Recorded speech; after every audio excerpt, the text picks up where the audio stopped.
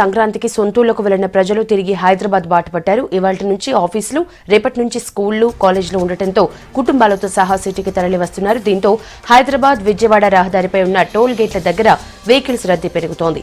వాహనాల ఫ్లోటింగ్ మామూలు రోజుల కంటే కొంచెం ఎక్కువగా కనిపిస్తోంది.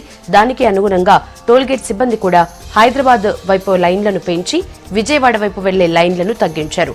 అదనపు సిబ్బందిని నియమించి ఎప్పటికప్పుడు వెహికల్స్ ను పంపించే ప్రయత్నం చేస్తున్నారు.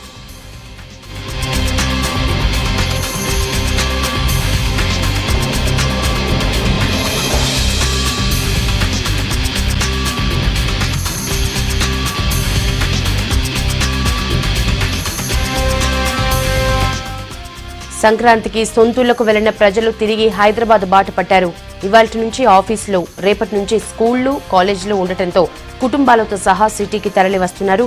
దీంతో హైదరాబాద్ విజయవాడ రహదారిపై ఉన్న టోల్ గేట్ల దగ్గర వెహికల్స్ రద్దీ పెరుగుతోంది. వాహనాల ఫ్లోటింగ్ మామూలు రోజుల కంటే ఎక్కువగా కనిపిస్తోంది. దానికి అనుగుణంగా టోల్ గేట్ సిబ్బంది కూడా హైదరాబాద్ వైపు లైన్లను పెంచి విజయవాడ వైపు వెళ్లే లైన్లను తగ్గించారు. అదనపు సిబ్బందిని నియమించి ఎప్పటికప్పుడు వెహికల్స్ ను పంపించే ప్రయత్నం చేస్తున్నారు.